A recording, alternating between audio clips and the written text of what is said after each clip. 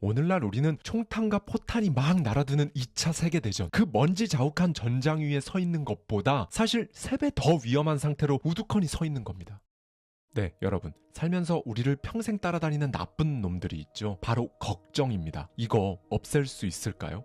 네, 있습니다. 그럼 어떻게 없앨 수 있을까요? 방법이 있어요. 어렵지도 않습니다. 지금 이 영상을 보고 계신 이 순간에도 여러분 머리 한쪽 구석에서는 걱정이 정말 쉬지도 않고 일을 하고 있을 텐데요. 심지어 걱정하면서 잠들고 자면서도 걱정을 하고 눈 뜨자마자 걱정이 된다라는 분들도 정말 많이 계세요. 오늘은 저의 인생책 중 하나죠. 데일 카네기의 자기관리론에 담긴 걱정 없애는 방법 제대로 한번 알아보겠습니다. 적을 알고 나를 알아야 이길 수 있잖아요. 우선 걱정에 대해 팩트 체크를 한번 할 겁니다. 그리고 우리가 TV 리모컨 고치려고 리모컨을 분해해 보듯이 걱정을 분해해 볼 겁니다. 도대체 어떻게 생겨먹었나 낱낱이 들여다보는 거죠. 그리고 마지막으로는요, 걱정이 들고 그 걱정을 없애는 것보다 훨씬 좋은 방법이 있거든요. 걱정이 나를 잡아먹기 전에 어떤 상황을 마주하더라도 걱정 자체를 하지 않는 겁니다. 물론 말은 쉽지 감도 안 오고 어렵습니다. 사람이 걱정을 어떻게 안 하고 사냐, 그게 마음대로 되는 것도 아니고 이런 생각 드실 거예요. 그런데 일단 찾아온 걱정 없애는 거, 걱정이 찾아오기 전에 걱정 자체를 안 하는 거, 결론부터 말씀드리면 둘 다 완전 가능합니다. 일단 이 걱정에 대해 팩트 체크 한번 해볼까요? 체크하는 방법은 일단 지금 오늘의 나를 생각하기인데요. 저자 데일 카네기의 인사이트로 들어갑니다. 어제의 짐에 더해진 내일이라는 짐을 지고 가면 아무리 튼튼한 사람이라도 휘청거릴 수밖에 없다. 여기 유럽에서 전쟁 중 복무 중이던 미국 볼티모어 출신 테드 벤저미노의 사례가 있다. 1945년 4월 걱정이 태산이라 결국 병에 걸리고 말았다. 의사들은 경련성 횡행결장이라고 진단했는데 통증이 무척 심했다. 나는 탈진한 상태였다. 부사관인 내 업무는 전쟁 중 사망하거나 행방불명되거나 병원에 후송된 부상자들에 대한 기록을 만들고 관리하는 것이었다. 이 임무들을 수행하며 나는 항상 심각한 실수를 저지르지 않을까 늘 노심초사했다. 맡겨진 모든 일을 잘 해내야 한다는 부담감에 시달렸다. 전쟁에서 살아남아 이제 16개월이 된 아들, 아직 얼굴 한번 본 적 없는 하나뿐인 자식을 품에 안아볼 수 있을지도 확신할 수 없었다. 이렇듯 걱정도 많고 일에 치이다 보니 정신줄을 놓다시피 하고 체중도 15kg이나 줄었다. 두 손은 뼈와 거죽만 남아 앙상했다. 급기야 나는 감정을 주체하지 못하고 어린아이처럼 훌쩍댔다. 혼자 있을 때마다 눈물을 줄줄 흘렸다. 결국 나는 육군병원에 입원했다. 그런데 그곳에서 만난 군의관의 한마디가 내 삶을 완전히 바꿔놓았다. 그는 내 몸을 샅샅이 살펴보고는 병의 원인이 마음에 있다고 진단했다. 테드, 자네의 삶을 모래시계라고 생각해봐. 위쪽에 수많은 모래알은 가운데의 잘록한 관을 통해서 천천히 고르게 떨어지잖아. 그 좁은 관으로 더 많은 모래알을 통과시키려고 하면 결국 모래시계를 망가뜨리고 말겠지. 자네나 나, 그리고 사람들 모두가 바로 이 모래시계랑 똑같아. 아침에 일어나면 해야 할 일이 수없이 많고 우리는 그 일을 그날 다 해치워야 한다고 생각하지. 그런데 해야 할 일을 모래알이 좁은 관을 통과하는 것처럼 한 번에 하나씩 천천히 고르게 처리하지 않으면 우리 육체나 정신은 망가질 수밖에 없어.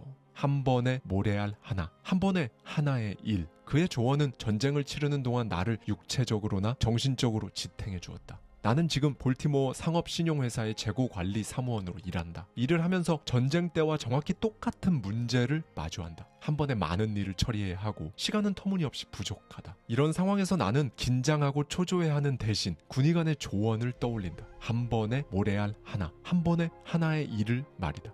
걱정을 해결해주는 말도 안 되게 위력적인 공식이 있다. 세계적인 기업인 캐리어사의 대표 윌리스 캐리어가 창안한 방법을 소개하겠다. 내가 이제껏 들어온 걱정 해소법 중에서 단연 최고라 할 수 있다. 나는 뉴욕에서 그와 함께 점심을 먹으며 직접 이야기를 들었다. 캐리어는 자신의 젊은 시절 있었던 이 일을 이렇게 회상했다. 젊을 때 나는 미주리주에 위치한 한 공장에 공기 정화 장치를 설치하는 업무가 주어졌다. 자산 가치가 몇백만 달러에 달하는 공장이었다. 우리가 설치하려는 장치는 당시로서는 완전히 새로운 기법이 적용된 것이었다. 그러다 보니 예기치 못한 문제들이 여기저기서 튀어나왔다. 설치를 완료했으나 장치는 말 그대로 그냥 작동만 할 뿐 제 기능을 전혀 하지 못했던 것이다. 나는 너무 걱정되고 충격을 받아서 그때부터 속이 뒤집어지는 느낌이었고 한동안 잠도 제대로 못 잤다. 그런데 상식적으로 아무리 생각해도 걱정은 문제 해결에 정말 아무런 도움을 주지 못했다. 그래서 걱정을 멈추고 문제를 해결할 방법을 찾아보았다. 놀랍게도 효과가 있었고 나는 30년 넘게 이 방법을 애용하고 있다. 총 3단계로 이루어졌는데 사실 너무 간단해서 누구라도 실천할 수 있다. 1단계, 두려움 없이 있는 그대로 현 상황을 분석하고 이번 실패가 나올 수 있는 최악의 결과를 생각해 보았다. 내가 감옥에 갈 일도 아니었고 나를 죽이겠다고 협박할 사람도 없었다. 다만 직장을 잃을 수는 있었다. 고용주가 장비를 철거해야 하고 이미 투자한 2만 달러를 날려버릴 가능성도 있었다. 2단계, 일어날 수 있는 최악의 상황을 가정해 본 후 어쩔 수 없다면 받아들이기로 했다. 나는 이렇게 되뇌었다. 이번 실패는 내 경력에 흠집을 낼 거야.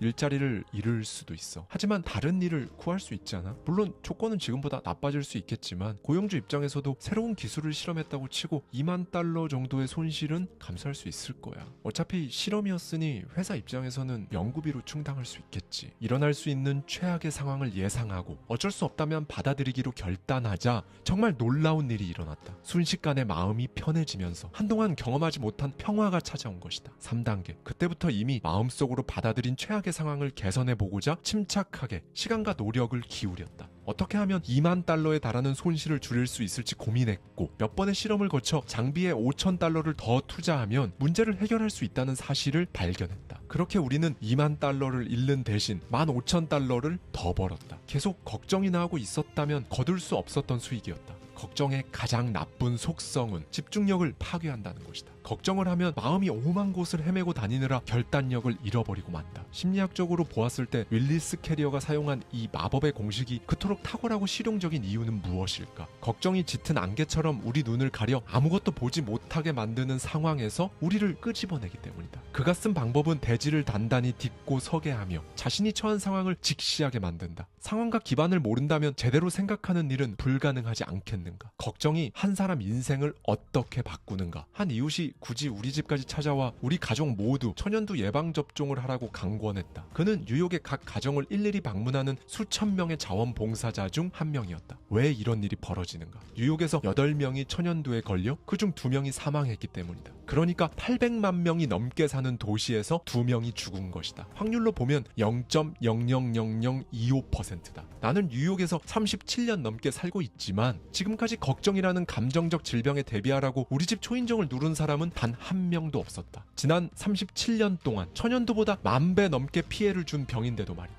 우리 집 초인종을 눌렀던 그 누구도 미국인 10명 중 1명, 무려 10%의 확률로 걱정 때문에 신경쇠약에 걸릴 것이라는 사실을 경고하지 않았다. 걸프 콜로라도 산타페 병원 협회의 수석 의사인 고버 박사는 걱정이 미치는 영향을 이렇게 설명했다. 병원을 찾는 환자의 70%는 두려움과 걱정만 없어도 병이 나을 사람들이다. 그들이 가상의 병을 앓는다고 말하는 게 아니다. 욱신거리는 치통 등은 실제로 많은 사람들이 앓고 있으며 치통보다 100배 더 심각한 증세도 있다. 내가 말하는 병은 신경성 소화불량, 위궤양, 심장병, 불면증, 특정한 두통과 마비 증상이다. 이는 실제로 사람들이 앓고 있는 병이다. 나도 12년 동안 위궤양을 앓았으니 알 만큼은 안다. 두려움은 걱정을 낳는다. 걱정은 사람을 긴장시키고 초조하게 해서 신경에 영향을 미치며 위액을 비정상적으로 분비하게 만들어 궤양을 일으키곤 한다. 신경성 위 질환의 저자인 조셉 몬테규 박사도 이런 말을 했다. 위궤양은 당신이 먹는 것 때문에 생기지 않는다. 당신을 갉아먹고 있는 것이 위궤양을 낳는다. 전미 산업보건의협회 정기총회에서 평균 연령 44.3세의 기업체 임원 176명을 대상으로 연구한 결과는 우리에게 엄청나게 많은 것들을 생각해보게 한다. 연구 결과에 따르면 기업체 임원 중 3분의 1 이상은 초긴장 상태의 삶이 유발하는 3대 질환인 심장병, 소화기관 궤양, 고혈압 중 하나를 앓고 있었다. 기업체 임원 3명 중 1명이 45세가 되기 전에 자신의 몸을 망가뜨리고 있다는 사실을 생각해보라. 이게 성공의 대가란 말인가? 심지어 이들은 자신이 성공했다고 여기지도 않는다. 위궤양과 심장병을 대가로 승진한 사람들을 성공한 인생이라 할 수 있을까? 온 세상을 얻고도 건강을 잃는다면 무슨 소용이겠는가? 세상을 전부 가졌다 할지라도 잠은 한 곳에서 자고 하루에 고작 3끼만 먹을 수 있을 뿐이다. 오늘날 미국의 사망 원인 중 1위는 심장질환이다. 제2차 세계대전 동안 대략 33만 명의 군인이 전장에서 사망했다. 그런데 같은 기간 동안 심장병으로 사망한 민간인이 무려 200만 명에 달했다. 그중 절반은 걱정과 팽팽한 긴장감으로 가득 찬 삶 때문에 심장병을 얻어 끝내 목숨을 잃었다.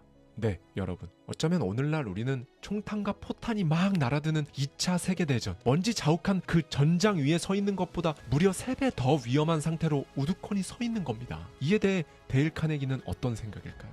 오늘날 혼란스러운 도시 한복판에 살면서 내적 자아가 평안을 유지할 수 있을까? 여기서 절대 잊지 말아야 할 것이 있다. 인간은 대부분 자신이 생각하는 것보다 훨씬 강하다. 우리는 한 번도 이용해볼 생각조차 하지 않은 내적 자산을 지녔다. 위대한 저서 월든을 남긴 헨리 데이비드 소로는 이렇게 말했다. 사람에게는 의식적인 노력으로 삶의 가치를 높이는 능력이 있다. 자신이 꿈꾸는 방향으로 자신 있게 나아가며 자신이 상상한 삶을 살고자 노력하는 사람은 평소에 기대했던 것보다 큰 성공을 거둘 것이다. 걱정 분해하기. 네, 이제 다음으로 이 걱정을 분해해 볼까요? 십자 드라이버를 돌려서 TV 리모컨을 분해하고 그 안을 속속들이 들여다보는 것처럼 말이죠. 이거 사실 분해해보면 별거 없거든요. 데일 카네기는 말합니다. 사실을 파악하라. 이것이 왜 중요할까? 사실을 파악하지 못한다면 문제를 지혜롭게 해결하기 위한 시도조차 할 수 없기 때문이다. 사실을 정확히 모르면 혼란 속에서 마음을 졸이는 것 말고는 아무런 일도 할 수 없다. 이는 내가 생각해낸 말이 아니다. 22년 동안 컬럼비아 대학교 학장으로 재직했던 고 하버드 호크스의 고견이다. 그는 이렇게 말했다. 세상 걱정의 절반은 결정을 내리는데 기초가 될 만한 지식이 부족한 상태에서 결정하려고 하기 때문에 생긴다. 그렇다. 당신이나 나, 심지어 아인슈타인이나 미국의 대법원이라도 우선 사실을 파악하지 않고는 공정한 판결을 내릴 수 없지 않은가. 토머스 에디슨은 이걸 잘 알고 있었다. 그는 자기가 직면한 문제들에 대해 빼곡히 적어놓은 노트 2,500권을 유품으로 남겼으니까. 한 가지 더.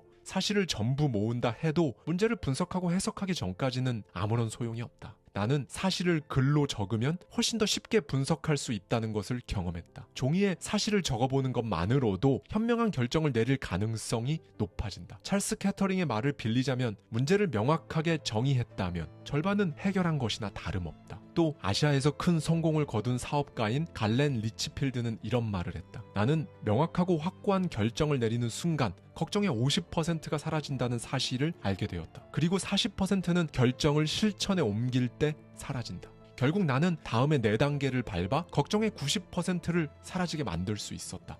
1. 내가 걱정하는 문제를 정확하게 써본다. 2. 내가 무슨 일을 할 수 있을지 써본다. 3. 무엇을 할지 결정한다. 4. 결정한 대로 즉시 실행한다. 걱정이 나를 망치기 전에 걱정 자체를 하지 않는 방법. 이제 마지막입니다, 여러분. 돌뿌리는 그냥 돌일 뿐이에요. 산을 오를 때 산에 걸려 넘어지는 사람은 이 세상에 단 한 명도 없습니다. 작은 돌뿌리에 걸려 넘어지죠. 그런데 정상까지 가는 그 길에는 진짜 수십억 개의 돌들이 있잖아요. 그 돌뿌리들에 걸려 넘어질 걱정을 하기 시작하는 순간 산 정상까지는 영원히 갈 수 없습니다. 그렇죠? 데일 카네기는 이 부분에서 이런 조언을 해줍니다. 우리는 종종 인생의 커다란 재난에는 용감히 맞서지만 사소한 문제들 앞에서는 쉽게 쓰러진다. 4만 건의 이혼 소송을 담당했던 시카고의 조셉 사바스 판사는 불행한 결혼 생활의 밑바닥에는 사소한 일들이 있다라고 말했다. 뉴욕 카운티의 프랭크 호건 검사도 이렇게 말했다. 형사소송의 절반은 사소한 일에서 비롯된다. 허세 부리기,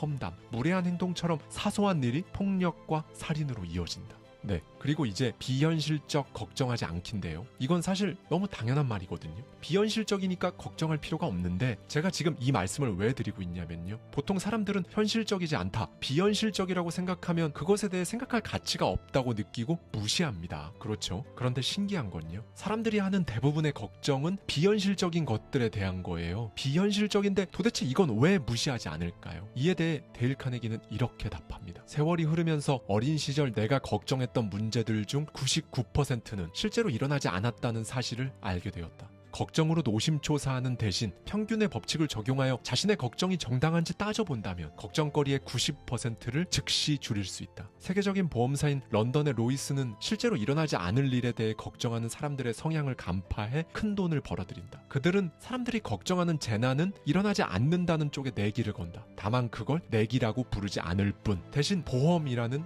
이름을 쓴다. 그러나 그건 평균의 법칙에 근거한 내기가 맞다. 로이스는 200년에 걸쳐 지속적으로 성장해왔으며 인간의 본성이 바뀌지 않는 한 앞으로도 5,000년은 더 호황을 누릴 것이다. 사람들은 재난에 대비해 보험을 들지만 평균의 법칙에 근거해서 따져보면 그런 재난은 일어나지 않는다고 해도 좋으니 말이다. 엘 스미스가 뉴욕 주지사였을 때 정적들의 공격을 받으면 이렇게 답하는 것을 들었다.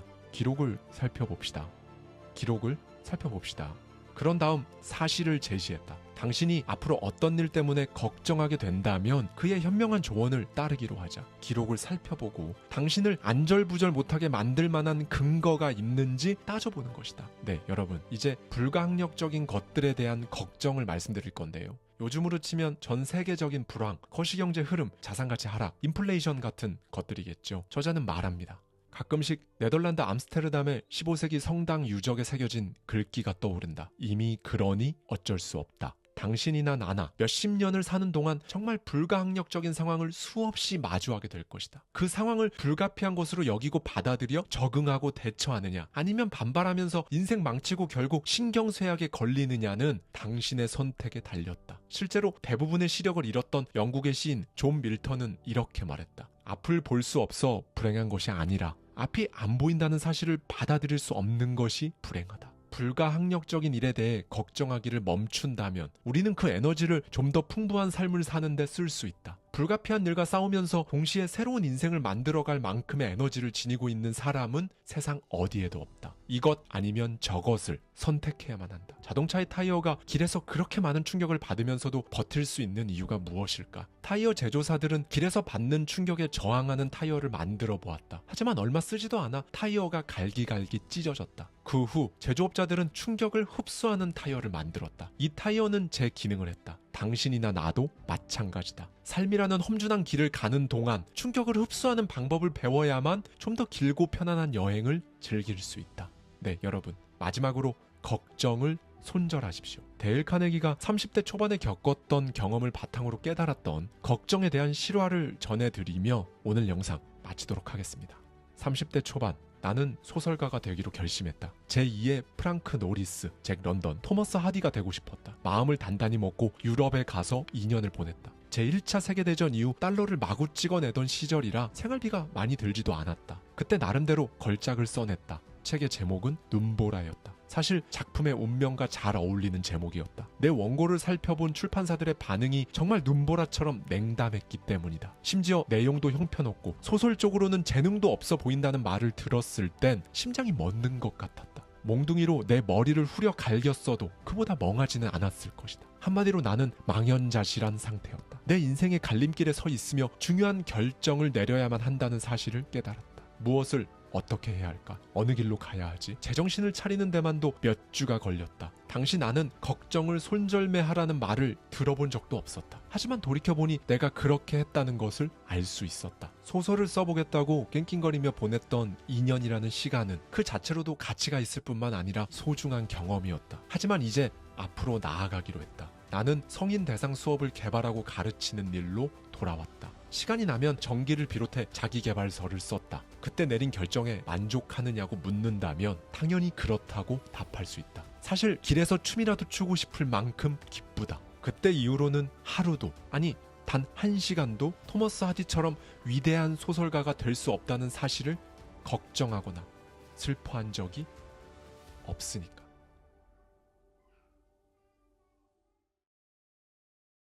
즉 문자와 SNS를 자주 확인하면서 일하는 것보다 차라리 대마초를 피우면서 일하는 게 훨씬 낫다.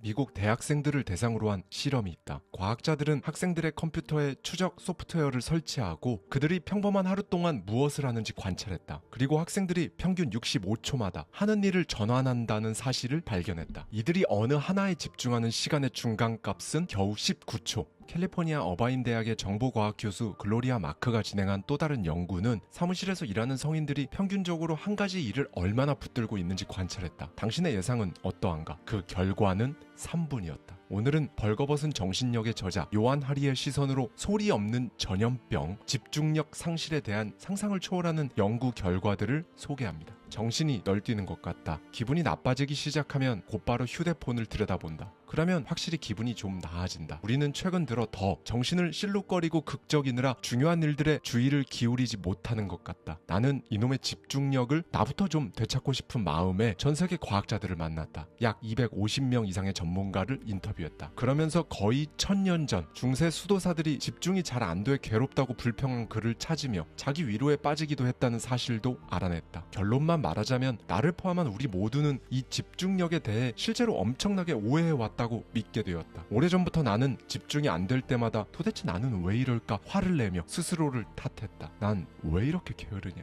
자제력도 없고 정신 좀 차리자 진짜. 아니면 휴대폰을 탓하거나 휴대폰에 분노하거나 휴대폰이 아예 발명되지 않았으면 어땠을까라고도 생각했다. 아마 대다수가 이 기계에 대해 나와 같이 애증을 느끼고 있을 것이다. 그러나 사실은 개인의 실패 혹은 하나의 새로운 발명품보다 훨씬 심오한 무언가가 일어나고 있음을 알게 되었다. 세계 최고의 아동주의력 전문가 중 한 명인 조엘 닉 교수는 이렇게 말한다. 집중력 문제는 비만율 증가 문제와 상당한 공통점이 있는데요. 비만은 약 50년 전만 해도 매우 드물었지만 오늘날에는 서구 세계의 유행병이 되었죠. 이건 우리가 막 갑자기 탐욕스러워지거나 방종해져서가 아닙니다. 의학적 유행병이기 전에 사회적 유행병이죠. 사람들이 먹는 음식의 질이 나쁘기 때문에 사람들이 뚱뚱해진 겁니다. 집중력도 똑같아요. 그렇다. 집중력 문제를 유발하는 문화가 만들어지고 있다. 이 모든 것을 알게 되자 그동안 읽은 집중력 개선법에 관한 책들에 엄청난 구멍이 있다는 걸 알게 됐다. 대부분 책들은 개인 차원에서 타파해야 할 집중력 문제를 다루고 있지만 실제 원인은 대개 훨씬 더 거대한 세력에게 있었다. 덴마크 공과대학 교수 수네 레만은 평범했던 어느 날 사랑스러운 아이들이 그의 침대로 뛰어오르는 순간 무언가 잘못되었음을 깨달았다. 매일 아침 두 아이들은 또 다른 하루를 맞이했다는 기쁨에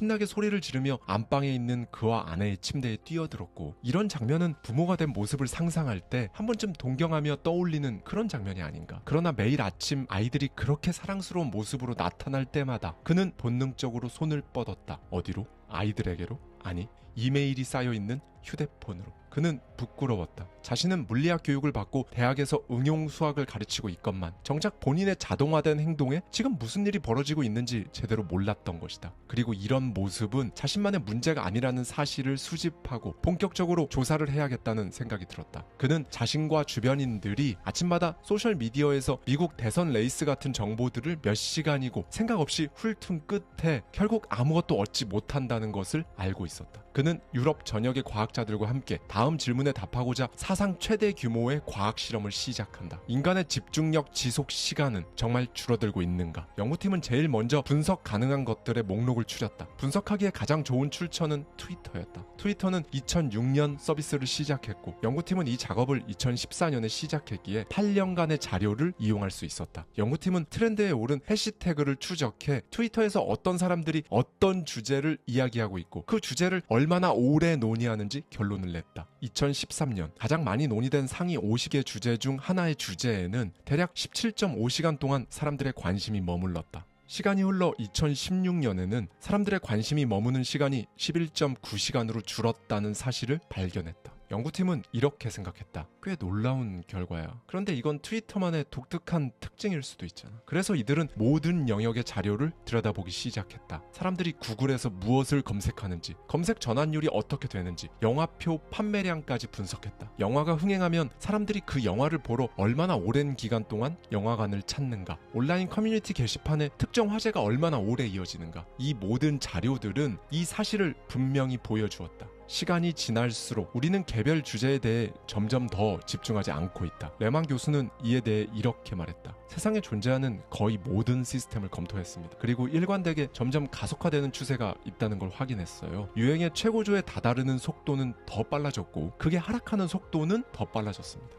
과학자들은 이런 변화가 얼마나 오래전부터 발생했는지 알고 싶었고 연구 결과 정말로 충격적인 사실을 발견한다. 이들은 도서 수백만 권의 내용을 전부 스캔하는 구글 북스를 자료로 활용했다. 연구팀은 책 본문에 새로운 표현과 주제가 등장했다가 사라지는 것을 파악할 수 있는 수학적 기법을 사용해서 1880년대부터 오늘날까지 쓰인 책들을 모두 분석했다. 컴퓨터는 새로 등장한 문구, 예를 들면 뇌과학이나 할렘 등을 탐지해서 그 문구가 얼마나 오래 논의되고 또 얼마나 빨리 사라지는지 파악할 수 있었다. 130년 전부터 현재에 이르기까지 사람들은 지루함을 느끼고 다음으로 넘어가는 데까지 얼마나 걸렸을까? 130년이 넘는 기간 동안 주제들이 등장했다 사라지는 속도가 10년 단위로 점점 빨라지고 있었던 것이다. 이 연구는 하나의 집단으로서 인간의 집중력 지속 시간이 실제로 줄어들고 있음을 보여준 세계 최초의 증거였다. 연구팀은 여기서 그치지 않고 도대체 왜 이런 변화가 생기는 건지, 그 요인이 무엇인지 알고자 또다시 연구 모델을 만든다. 이 모델은 정보를 집어넣을수록 사람의 집중력이 얼마나 떨어지는지를 알 수 있게 만든 모델로, 결과는 역시나 정보를 더 많이 그리고 빨리 주입할수록 사람들이 개별 정보에 집중하는 시간은 줄어들었다. 레만 박사는 말한다.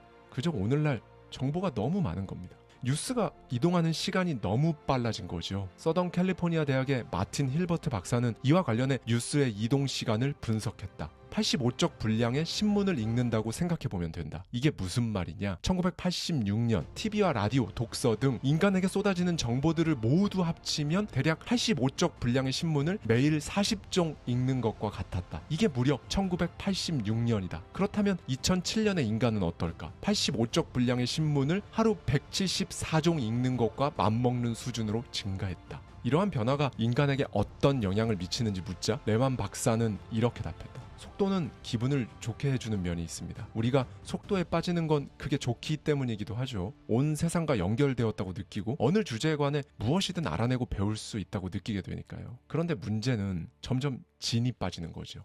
더욱 중요한 건 우리는 모두 차원에서 깊이를 희생당하고 있다는 거예요. 깊이는 시간을 요구합니다. 깊이는 사색을 요구하고요. 모든 걸 다 따라잡아야 하고 늘 이메일을 보내야 한다면 당연히 깊이를 가질 시간이 없어지는 거죠. 깊이가 있는 관계도 시간이 필요하듯 우리가 하는 모든 일이 다 마찬가지입니다. 에너지가 필요해요. 기간을 필요로 한다는 거예요. 거기에 전념해야 합니다. 그러기 위해서는 주의력이 필요하고요. 깊이를 요구하는 모든 것이 악화되고 있는 겁니다. 네, 우리는 지금 이 주의력 자원을 점점 더 빠르게 소진해버리는 경험을 하고 있는 거죠. 레만 박사는 페이스북 창립자인 마크 저커버그와 사람들이 함께 찍은 사진 한 장을 보여주었다. 저커버그가 어느 방의 앞쪽에 서 있었고 그 방 안에 있는 사람들은 전부 가상현실 헤드셋을 쓴 채 자신 앞에 컴퓨터를 바라보고 있었다. 사진 속 저커버그는 실제 현실에 서 있는 유일한 사람이었고 미소 띤 얼굴로 헤드셋을 낀 사람들을 바라보며 주변을 천천히 걷고 있는 듯했다. 레만 박사는 말했다. 저는 이 사진을 보고 이렇게 생각했어요. 미래에 대한 최악의 은유다. 이 추세를 바꾸지 못하면 주의력이 처한 위험을 정확하게 인식하고 있는 소수의 특별한 계층은 살아갈 방법을 찾겠죠. 그리고 그 사람들이 특권을 거머쥘 겁니다. 나머지 사회 구성원을 컴퓨터 세상 속에 살게 하면서 조종하는 사회가 오는 거죠. 그렇다면 여기서 궁금한 지점이 생긴다. 뭐든 빠르게 많이 배우는 게 마냥 좋은 걸까? 속도를 낮추면 집중력에는 어떤 일이 생길까? 인간이 정말로 속도를 배울 수 있는지, 그 효과는 어떤지에 대한 연구 결과가 나왔다. 연구팀은 사람이 진짜 엄청나게 빠른 속도로 책을 읽을 수 있다는 사실은 증명해냈다. 그런데 여기에는 대가가 따랐다. 읽은 내용을 검사하면 글을 빨리 읽은 사람일수록 이해한 내용이 적은 게 아니겠는가? 연구팀은 말한다. 빠른 속도는 곧 적은 이해를 뜻합니다. 이 연구를 실시한 과학자들은 사람들로 하여금 글을 빨리 읽게 할수록 복잡하거나 어려운 내용을 붙잡고 늘어지는 능력마저 낮아진다는 사실까지 발견했다. 자, 여기서 우리 자신을 들여다보자. 종이 신문으로 읽을 때 칠레에 폭동이 일어났다는 기사를 보면 일반적으로 사람들은 칠레에 폭동이 왜 일어났지? 와 같이 아직 이해하지 못한 내용에 더 자주 끌린다. 그런데 똑같은 내용을 인터넷으로 읽을 때는 보통 모르는 내용은 건너뛰고 내가 이미 아는 내용과 관련이 있어서 대충 훑어볼 수 있는 단순한 기사를 클릭하게 되는 것이다. 이게 의미하는 바는 무엇일까? 우리가 점점 더 삶 자체를 속독하고 있는 것이다. 점점 더 적은 정보만을 받아들이며 여기에서 저기로 허겁지겁 건너뛰고 있는 것이다. 영국 윈체스터 대학의 학습과학 교수 가이 클렉스턴은 속도를 일부러 낮출 때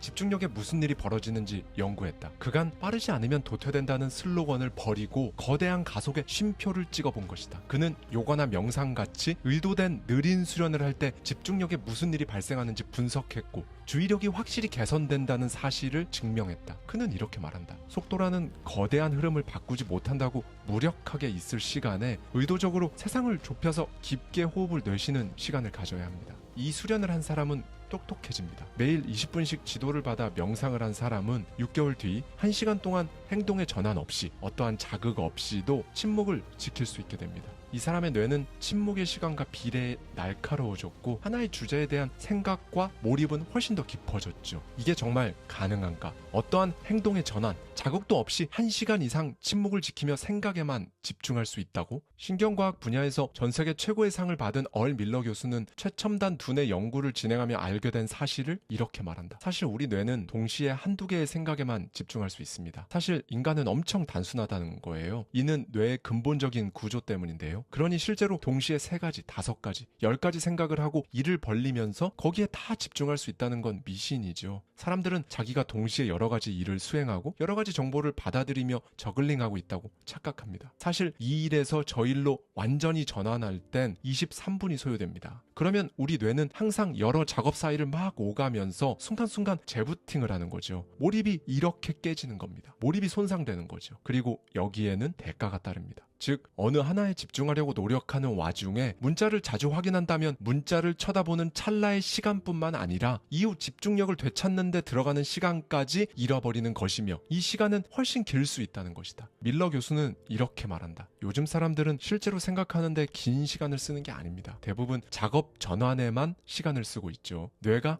시간을 낭비하고 있는 겁니다. 멀티태스킹을 유발하는 각종 자극들을 대수롭지 않고 그냥 집중력을 조금 방해하는 사소한 장애물이라고 여기는 건 엄청난 착각입니다. 우리에게 HP 코리아로 잘 알려진 휴렛 패커드사는 과학자들에게 연구를 의뢰했다. 2가지 상황에 딱 놓였을 때 직원들의 IQ를 확인한 것이다. 먼저 연구팀은 직원들이 온전히 집중할 수 있는 상황에서 IQ를 검사한 뒤 이들이 이메일을 보거나 전화를 받고 있을 때 IQ를 다시 검사했다. 연구 결과 단순히 이메일과 전화를 받는 행위, 즉 테크놀로지의 방해가 직원들의 IQ를 평균 10점 떨어뜨리는 것으로 드러났다. 혹시 이것이 얼마나 큰 차이인지 아는가? 단기적으로 IQ가 10점 떨어지는 건 대마초를 피웠을 때 IQ에 가해지는 타격의 무려 2배에 해당한다. 즉 문자와 SNS를 자주 확인하면서 일하는 것보다 차라리 대마초를 피우면서 일하는 게 훨씬 낫다는 의미다. 유타대학의 인지신경과학자인 데이빗 스트레이어 박사는 실험 참가자들에게 운전 시뮬레이터를 작동하게 하고 휴대폰 문자를 보면서 운전할 때 어떤 결과가 나타나는지 관찰했다. 그 결과 참가자들의 운전 능력 손상 정도는 술을 마셨을 때와 매우 유사한 것으로 드러났다. 연구는 상황이 점점 더 악화된다는 것을 보여준다. 전환이 집중력을 저하하는 소위 폭망 효과는 여기서 그치지 않았다. 여러 자극을 오가면서 그러지 않았을 때는 절대 발생하지 않았을 실수들이 계속 생기기 시작한 것이다. 그리고 여기엔 이제 가장 큰 대가가 따른다. 창의력, 유출. 새로운 생각은 뇌가 보고 듣고 배운 것에서 새로운 연결을 만들 때 나온다. 방해받지 않는 자유로운 시간을 사람에게 주면 우리 정신은 자동으로 그때까지 흡수한 모든 정보를 돌아보고 새로운 관련성을 끌어낸다. 그런데 여러 과학적 증거에 따르면 각종 자극의 전환에 시간을 많이 쓰는 사람은 도리어 더 느리고 실수가 잦고 덜 창의적이고 잘 기억하지 못한다. 그렇게 몰입의 시간은 점점 더 줄어든다. 신경과학자 얼은 이렇게 조언한다. 뇌는 근육과 같은데요. 어떤 부위를 많이 사용하면 할수록 연결이 강화되는 거죠. 집중력에 어려움을 겪고 있다면 먼저 딱 10분만 한 가지 작업을 수행한 다음 이제 1분간 이런저런 것들에 마음껏 정신을 팔고 다시 10분간 한 가지 작업에 집중하는 방식을 시도해보세요. 이렇게 하면 뇌도 여기에 점점 능숙해집니다. 신경회로의 연결이 강화되는 거죠. 천천히 시작하세요. 이건 연습하면 아무나 다 할 수 있습니다. 그 전에 먼저 주의를 분산시키는 요인들과 여러분을 분리해야 한다고 생각하셔야 하는데요. 의지력으로 막 한 번에 하나에만 집중하자 이렇게 하면 더 안 돼요. 왜냐하면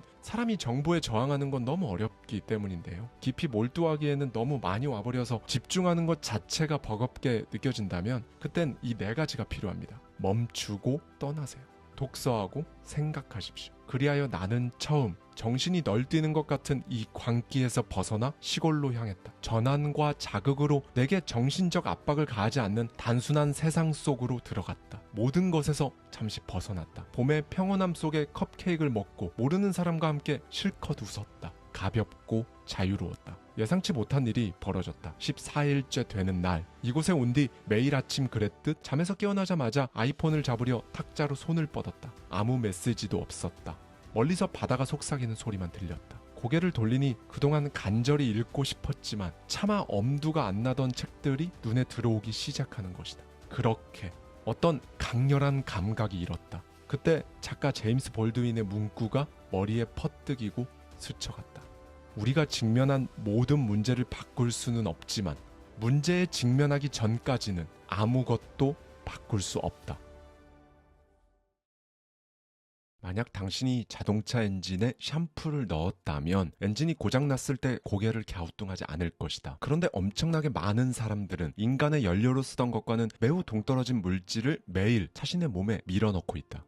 네, 여러분의 하루를 망치는 음식들이 있습니다. 오늘 벌거벗은 정신력의 저자이자 뉴욕타임스 저널리스트인 요한 하리의 시선으로 값싸고 형편없는 음식들이 여러분 일상을 어떻게 망치는지 한번 살펴보겠습니다. 런던에 살던 나는 10대 시절 매해 여름마다 스위스에 있는 할머니와 할아버지의 집으로 유배되었다. 나를 유배 보내는 아버지의 이유는 신박했다. 남자라면 농촌으로 가서 남자가 되는 법을 배워야지. 스위스 알프스 산맥 목조주택 농가에서 내가 견디기 힘든 건 사실 다른 게 아니었다. 바로 음식이었다. 조부모 두 분이 내 앞에 음식을 차려줄 때마다 나는 매번 이게 정말 사람이 먹을 수 있는 것인지조차 파악이 되지 않았다. 두 분은 일평생 직접 재배한 음식만 먹었고 집 앞 커다란 텃밭에서 심은 과일과 채소를 가져와 음식을 했다. 이 음식의 맛을 돋워줄 몇 가지 양념을 사는 걸 제외하곤 식비가 나갈 일이 없었다. 나의 어머니 아버지 두 분은 언제나 감자칩과 튀긴 음식, 슈퍼마켓에서 산 가공식품, 엄청난 양의 킨더에그 초콜릿을 먹여가며 나를 키우셨다. 내가 7살 때 집에 전자레인지가 생겼는데 그때부터 나는 주로 전자레인지용 피자와 감자튀김을 먹으며 살았다. 그래서 난 늘 스위스에 도착한 처음 몇 주간은 할머니에게 감자칩과 피자 아니면 그게 뭐든 내게 음식처럼 보이는 걸 달라고 애원했고 두 조부모가 준비한 음식은 먹지 않으려 했다. 할머니 할아버지는 당황했다. 어느 날 할머니는 내 고집에 항복하고 나를 몇 시간 떨어진 도시의 감자칩 전문점으로 데려갔다. 그리고 내가 먹는 모습을 연민과 메스꺼움이 섞인 표정으로 바라보았다. 얼마 전 나는 라스베거스에서 온 노숙인이 한 대형 카지노 뒤에 있는 쓰레기장에서 구더기가 들끓는 음식을 먹는 모습을 목격했다. 그리고 그 사람을 바라보는 내 표정이 어릴 적 스위스 쯔리히에서 감자칩을 먹는 나를 보던 할머니의 표정과 똑같다는 것을 깨달았다.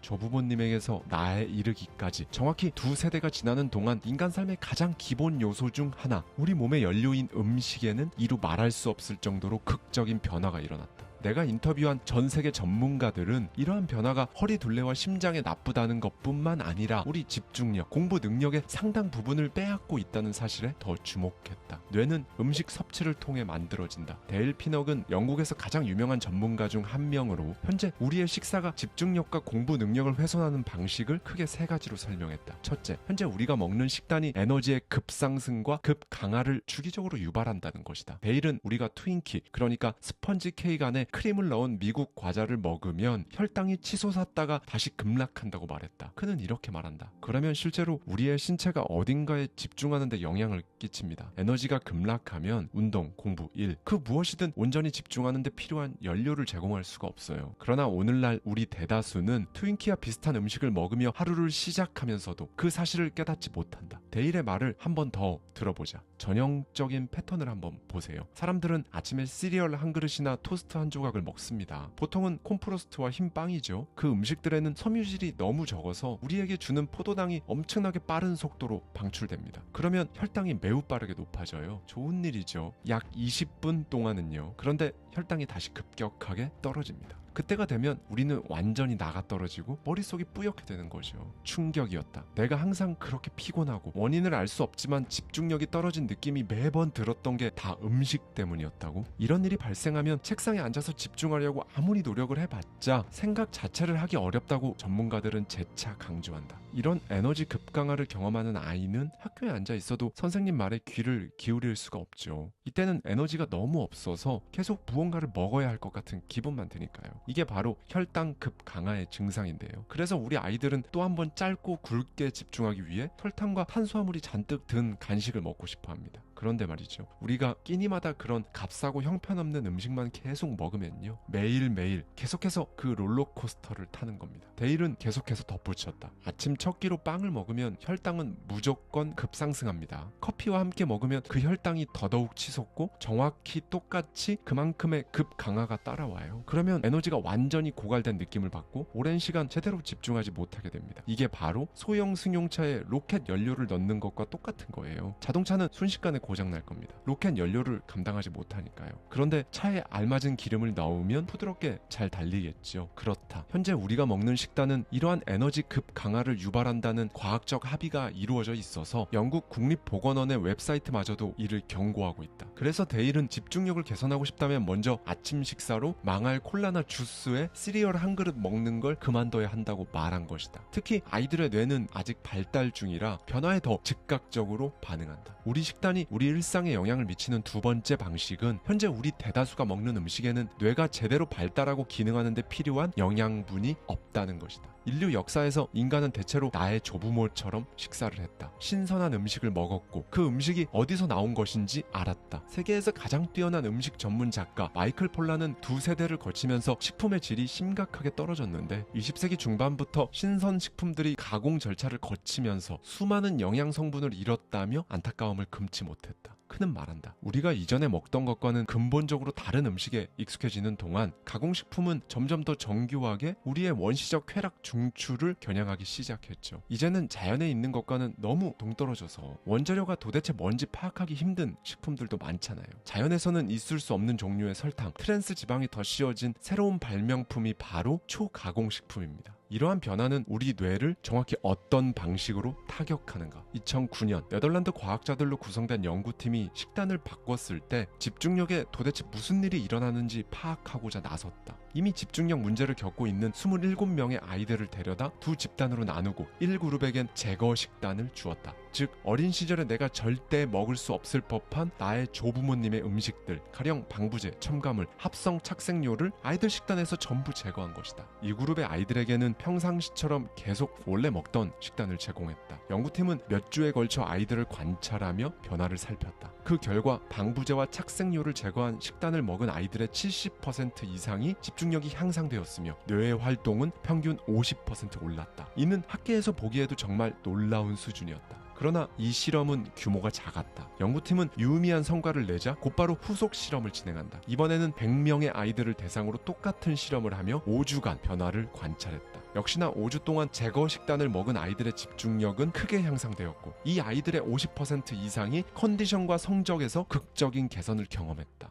연구팀은 이 연구의 결과를 이렇게 정리했다. 우리 인간이 진화할 수 있도록 도와줬던 음식들을 섭취하면 우리 뇌는 훨씬 똑똑해집니다. 이 실험에서 연구팀은 주로 생선에 들어있는 오메가3가 부족한 식단을 먹었을 때 우리 뇌가 제대로 기능하지 못한다는 사실까지 알아냈다. 그리고 이런 필수 영양소는 캡슐보다 진짜 식품을 통해 훨씬 효율적으로 흡수된다는 사실까지 말이다. 데일 피넉이 마지막으로 지목한 지금의 식단이 뇌를 망치는 세 번째 이유는 앞에 두 가지와는 다르다. 현재 식단은 우리에게 필요한 영양소가 부족하기만 한 게 아니라 뇌에 거의 마약처럼 작용하는 듯 보이는 화학 물질이 너무 많이 함유되어 있다는 것이다. 2007년 영국 사우스햄튼 과학자들로 구성된 연구팀은 3세에서 9세 사이의 평범한 아이들 297명을 두 집단으로 나누었다. 한 집단은 우리 식단에 자주 등장하는 중독성 강한 식품 첨가물이 들어있는 음료를 제공받았고 다른 집단은 이러한 식품 첨가물이 없는 음료를 받았다. 그 뒤 연구팀은 아이들의 행동을 관찰했다. 음료수 하나가 얼마나 큰 영향을 미칠까 싶었지만 실험 결과 식용색소를 마신 아이들이 과잉 행동을 보일 확률이 훨씬 높은 것이 아닌가. 심지어 이에 대한 증거가 너무 많고 결정적인 것들이었기에 이 발견의 여파로 유럽의 많은 국가에서 이 식용색소 사용을 금지해버렸다. 그러나 미국은 규제 조치를 거부했고 이 식용색소들은 미국에서 가장 인기 있는 시리얼과 과자에 들어가 여전히 맹렬하게 섭취되고 있다. 나는 이 사실이 전 세계의 ADHD 유병률 차이를 설명하는데 도움이 될지 궁금했다. 데일은 이걸 알기 위해서는 전 세계적으로 ADHD와 치매 진단율이 유독 낮은 신체적으로나 정신적으로 유럽이나 미국보다 훨씬 더 건강한 곳들을 살펴봐야 한다고 판단했다. 그는 모든 나라를 뒤져보며 실로 엄청나게 당혹스러워했다. 실제로 ADHD와 치매 진단율이 낮은 나라들이 먹는 식단은 정말 천차만별이었기 때문이다. 일부는 생선을 많이 먹고 일부는 생선을 거의 먹지 않는다. 일부는 채소를 많이 먹고 일부는 채소를 잘 먹지 않는다. 일부는 탄수화물을 많이 섭취하는데 일부는 아예 섭취하지 않는다. 한마디로 마법의 식재료와 관련된 어떤 공통점은 전혀 찾을 수 없었다. 그런데 여기서 반전이 일어났다. 먹는 음식은 각양각색이었으나 절대로 먹지 않는 음식이 명확하게 일치했던 것이다. 데일은 말한다. 그들 모두가 사람을 아프게 만드는 쓰레기를 애초에 먹지 않았습니다. 정제 탄수화물, 가공식품, 질 낮은 기름을 먹지 않았죠. 그들은 모두 자연식품을 먹습니다. 그 시절 우리 조부모들이 먹던 음식으로 돌아가는 것, 이게 바로 열쇠고 마법의 해결책이었던 거죠. 그러나 우리는 아이들에게 건강한 음식 대신 최악의 음식을 들이민다. 보스턴의 영양 정신의학가인 우마 데비 나이두와 ADHD 전문가 조엘 닉 교수는 몇 년 전 내게 이렇게 말했다. 초콜릿바와 쿠키를 자주 먹으면 분명히 집중력 문제가 발생합니다. 거대한 변화가 일어나고 있어요. 여러분 자녀의 ADHD가 음식과 관련이 있을지도 모른다고 항상 생각하세요. 내가 좋아하는 음식들로 인해 내 인생이 완전히 망가질 수 있다는 사실을 깨닫게 해준 전문가들의 견해는 사실 전부 좋았다. 하지만 그들과 대화를 나누면서 한편으로는 불편함을 느꼈다. 그들이 집중력 킬러, 나아가 인생 킬러라고 설명한 음식들에는 나의 수많은 감정이 엮여 있었기 때문이다. 당신도 마찬가지일 것이다. 나는 건강하지 않은 음식들에서 위로를 찾게끔 키워졌다. 기분이 울적하면 그런 음식들을 애타게 찾는다. 그래서 그 음식들을 쉽사리 떼어놓기 어렵다. 내 감정이 섞였기 때문에. 그러다 문득 다시 한번 스위스에 있는 할머니 댁을 찾았다. 할머니는 어느덧 80대 중반이었고 우리는 함께 산을 올랐다. 믿을 수 없었지만 산을 오르는 할머니의 걸음은 나보다 빨랐고 그 와중에 잡초를 솎아내고 날쌘 손동작으로 우리가 그날 저녁으로 먹은 음식을 수확했다.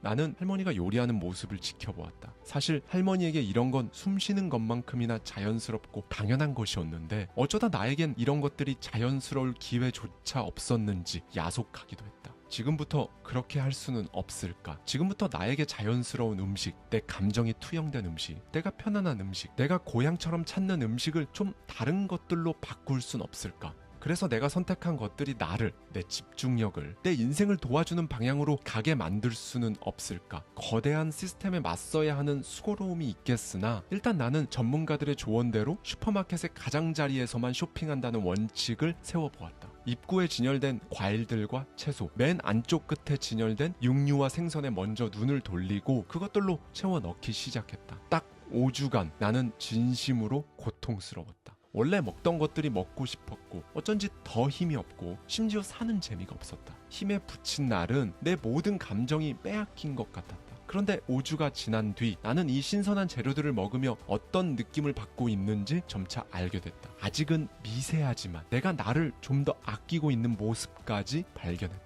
아주 작은 변화였으나 이 방향의 전환은 내 인생을 뒤흔드는, 내 인생을 더욱더 단단하게 성공적으로 만들 위대한 변화의 열쇠이자 실마리였다. 성공에 대한 생각에 골몰하게 될 때 실제로 실패의 가능성은 엄청나게 낮아진다는 걸 꼭 기억하길 바란다. 네, 제가 작년에 나왔던 저의 책 더 마인드를 통해서도 그렇고요. 영상을 통해서도 엄청나게 많이 언급한 저자 중에 한 명인데요. 제가 진짜 원하는 삶을 눈치채고 정말 닥치는 대로 책을 읽어가면서 제 잠재의식 안에 설치되어 있던 소프트웨어를 완전히 갈아엎고 있던 그 시절에 정말 큰 영향을 받은 저자입니다. 바로 나폴레옹 힐인데요. 오늘은 나폴레옹 힐, 당신은 반드시 성공할 것이다에 담겨있는 인사이트를 가져와서요. 우리가 흔히 정신개조한다고 하잖아요. 이게 바로 잠재의식에 번들처럼 깔려있는 소프트웨어를 갈아 끼우는 걸 말하는 건데요. 이걸 하려면 또 이걸 해내는 과정에서 도대체 뭐가 가장 중요한지 정말 자세하면서도 확 와닿게 말씀드리고자 합니다. 성공하기로 마음먹은 내가 가장 먼저 마주한 질문이 있다. 나는 어디로 향하고 있는가? 이 질문이 왜 중요하냐고? 모든 성취와 성공은 명확한 목표에서 출발하기 때문이다. 이 목표가 명확하지 않다면 100명 중 98명은 난관에 부딪혀 좌절하게 된다. 사실 목표가 불분명하다면 시작조차 어렵다. 철강왕 앤드류 카네기를 생각하면 확 와닿을 것이다. 제철소 노동자로 처음 일을 시작했던 그는 누구보다 뛰어난 품질의 철강을 생산하겠다는 명확한 목표가 있었다. 사람들이 흔히 말하는 소원, 바람의 수준이 아니었다. 열망에 가까웠다. 그렇다. 자신만의 열망을 발견할 때 그때 비로소 사람은 성공에 닿을 수 있다. 명확한 목표는 자립심, 자기 주도성, 상상력과 열정, 집중력을 발휘하게 하는 강력한 원동력이다. 이걸 반대로 말하면 지금 언급한 것들이 바로 성공의 필수 요소라고 할 수 있다. 무엇보다 명확한 목표를 가진 사람은 의사결정이 빠르다. 모든 정보를 취합하자마자 결정을 내린다. 하지만 실패를 반복하는 사람들은 의사결정이 늦고 자주 바꾸기까지 한다. 엄청나게 긴 고민의 시간 끝에 결정은 타인에게 미룬다. 또 결정한다 해도 추진력이 부족해 끝까지 밀어붙이지도 못한다. 당신은 어떠한가? 혹시 결정을 회피하고 있지 않은가? 다른 사람에게 나의 결정을 미루고 있진 않은가? 인생은 결국 둘 중 하나를 끊임없이 선택하는 그 선택의 연속이다. 할 것이냐, 말 것이냐, 갈 것이냐, 멈출 것이냐. 지금 이 순간부터 달라질 수 있다. 어떻게 하면 지금 이 순간부터 달라질 수 있을까? 어떤 결정이든 내리는 것이다. 그게 아무 결정도 내리지 않는 것보다 훨씬 낫다. 물론 그 선택이 좋은 결과로 이어지지 않을 수도 있다. 하지만 그건 실패가 아니다. 성공을 위한 과정일 뿐이다. 결국 타율은 점점 올라갈 것이다. 솔트레이크 시티에 한 청년이 살았다. 그는 평소에 부지런하고 절약하는 습관이 있었다. 그런데 갑자기 이 청년은 무슨 일인지 자신이 평소 착실하게 모았던 전 재산을 은행에서 인출했다. 그리고 그가 향한 곳은 바로 뉴욕 모터쇼. 그는 그 자리에서 새 차를 산 뒤 집으로 몰고 왔다. 집에 도착하자마자 차고에서 차 부품 하나하나를 분해하기 시작하는 게 아닌가. 모든 부품을 자세히 살펴본 뒤 그는 다시 조립하기 시작했다. 주변 사람들은 비웃었다. 청년이 자동차를 분해하고 조립하는 과정을 계속 반복하자 사람들은 미친 게 분명하다고 손가락질했다. 그 청년은 바로 획기적인 아이디어로 당시 자동차 산업을 혁신적으로 바꿔 놓았던 크라이슬러의 창립자 월터 크라이슬러였다. 그렇다. 명확한 목표는 당신이 다른 사람들 시선을 두려워하지 않게 만들어준다. 그리고 목표를 이룰 수 있다는 믿음, 성공에 대한 생각에 골몰하게 될 때 실제로 실패의 가능성은 엄청나게 낮아진다는 걸 꼭 기억하길 바란다. 세상을 바꿀 수 있다고 생각한 적이 있다. 내 가족, 내 친구, 내가 일하고 있는 직장의 동료까지 마음을 다하면 바꿀 수 있으리라 믿었다. 하지만 그건 불가능했다. 내가 언제든지 완벽한 통제권을 행사할 수 있는 유일한 존재는 결국 나뿐이었다.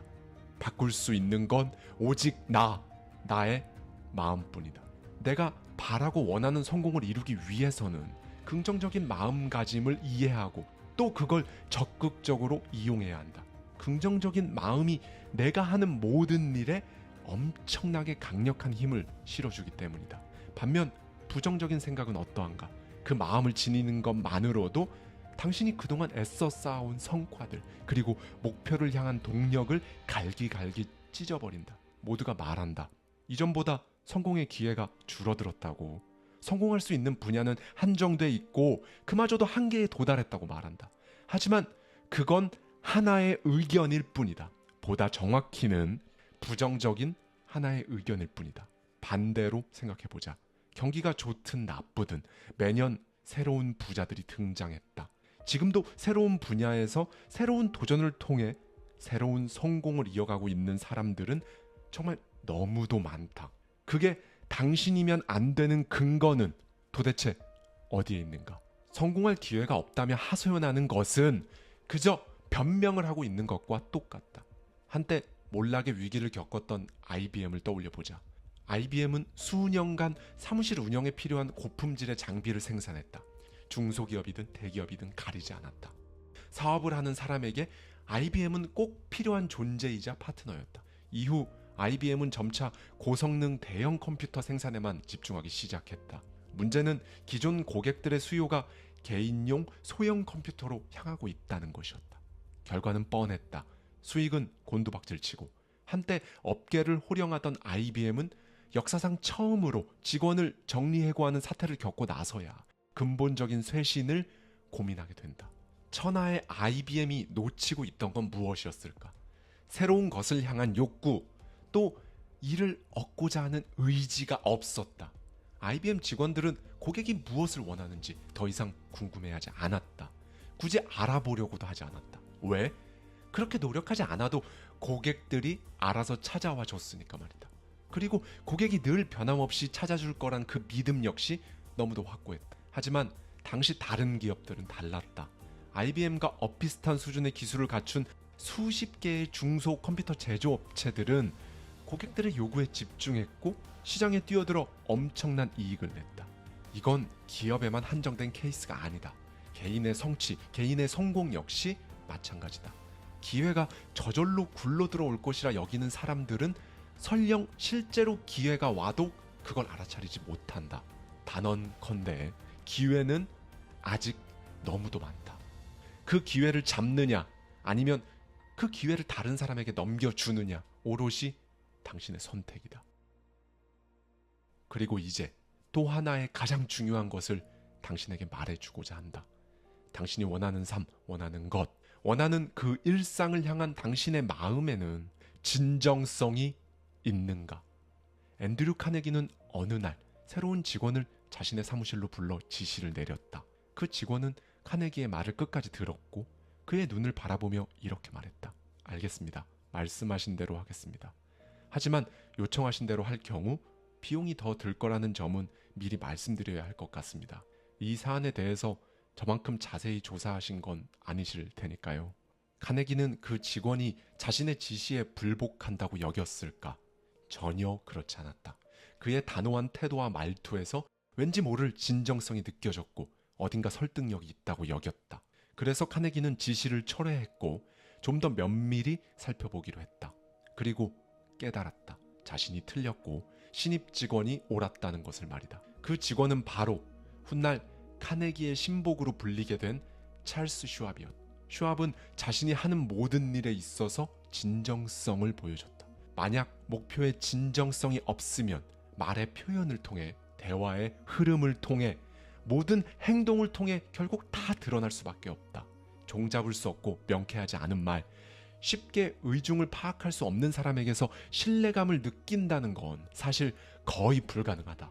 우리가 모든 일에 예스를 외치는 예스맨을 불편해하는 이유가 바로 여기에 있다.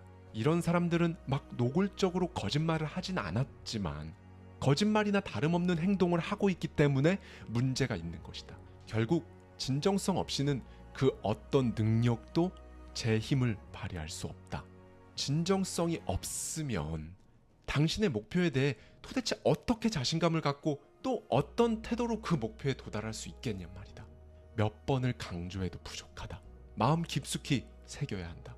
말하는 사람이 진정성을 가진다면 듣는 사람의 마음은 움직일 수밖에 없다. 열정이 진정성을 통해 전달이 되면 그 열정은 다른 사람을 전염시키기 때문이다. 성공한 사람들을 만나 인터뷰하고 성공 원칙을 정리해서 책을 내달라는 카네기의 의뢰를 받아들인 건 내가 조지타운 법대에 다니고 있을 때였다. 당시에 나는 출장 경비를 정산받은 것 외에 카네기로부터 어떤 보상도 받지 못했다. 상황이 이렇다 보니 점점 생활에 부담이 되기 시작했다. 부양해야 할 가족이 있었고 많은 사람들은 내가 하고 있는 일과 목표를 비웃기 시작했다. 텅 빈 호텔방에 혼자 있을 때 부정적인 생각에 사로잡혀 포기하고 싶을 때도 많았다. 어쩌면 나를 비웃고 있는 사람들의 말이 맞을지도 몰라. 내가 지금 뭘 하고 있는 거지? 희망의 불이 꺼질 듯 말 듯 그 불꽃이 꺼지지 않도록 죽을 힘을 다해 불씨를 살려야 했던 적도 있었다. 하지만 나는 무려 20년간 대기업 창업자, 발명가, 유명한 자선가들을 만났다. 그 모든 역경을 통과했던 시간의 결과가 좋았을까? 당연하다. 더 많이 노력하다 보면 더 많은 역경을 마주할 수밖에 없다. 당신의 시간을 몰두하는 데 써보라. 당신이 몰두했던 모든 시간은 당신에게 고스란히 돌아올 것이다. 믿을 수 없다고? 믿지 않아도 상관없다. 이건 사실이니까. 비 내리는 어느 오후 한 부인이 필라델피아 백화점 안으로 걸어 들어왔다. 백화점의 점원들 대부분이 그녀를 무시하는 듯했다. 그런데 한 청년만이 노부인에게 다가가 자신이 도울 일이 있는지 물었다. 노부인은 단지 비가 그치길 기다리고 있다고 답했다. 청년은 그런 노부인에게 굳이 구매를 권하지 않았다. 대신 그녀가 앉을 의자를 하나 가져다 주었다. 비가 그쳤고 노부인은 젊은 점원에게 고맙다는 인사와 함께 명함을 달라고 했다. 그리고 몇 달이 지났다. 청년이 일하던 매장 점주에게 편지 한 통이 전달됐다. 그 청년을 스코틀랜드로 출장을 보내달라는 내용이었다. 아니, 이게 무슨 뚱딴지 같은 일인가? 출장이라니. 편지엔 이렇게 적혀 있었다. 성 전체에 비치할 가구와 비품을 주문하고 싶은데 그 담당자가 꼭 필요하다는 것이었다. 누구인지 짐작하겠는가? 그 편지를 쓴 사람은 바로 그 젊은 직원이 의자를 가져다 주었던 노부인이었다. 그리고 그녀는 앤드류 카네기의 어머니였다. 아무도 다가가려 하지 않았던 노부인에게 젊은 점원이 보여줬던 건 자기가 하고 있는 일에 대한 진정성, 거기서 자연스럽게 나온 조금의 관심과 배려였다. 당신이 지금 하는 것에, 앞으로 하고자 하는 것에 진정성을 가지고 몰두만 할 수 있다면, 그렇게 계속 해 나아가면 당신이 하고 있는 일, 당신이 제공하는 서비스, 그 모든 양과 질은 당신이 상상할 수 없을 정도로 커져 당신에게 고스란히 돌아올 것이다. 당신이 대접받고 싶은 만큼 남을 대하라는 황금률은 눈에 보이지 않을 뿐 실제로 존재한다. 언젠가 앤드류 카네기는 나에게 이런 말을 한 적이 있다. 성공은 더 많은 성공을 불러오고 실패는 더 많은 실패를 불러온다. 정말 그렇다. 성공을 위해 진정을 갖고 일하다 보면 실력은 점점 더 향상된다. 성공하는 실력 역시 점점 더 향상되는 것이다. 앞에서도 언급했듯 자신의 마음가짐은 오로지 자신만이 완벽하게 통제할 수 있다. 스스로 자초했든 그렇지 않든 모든 역경과 슬픔, 실패에는 나중에 그와 똑같은 크기의 성공을 싹 틔울 씨앗이 들어있다. 그 씨앗을 잘 키워내면 당신에게 닥친 불행이라 여겨지는 일도 거뜬히 뛰어넘는 축복으로 만들 수도 있다. 당신은 알아채지 못했을 수도 있다. 당신의 인생에서 바라는 많은 것들이 이미 당신의 것이라는 것을 말이다. 당신은 반드시 성공할 것이다. 감사합니다. 지금까지 하와이 대저택이었습니다.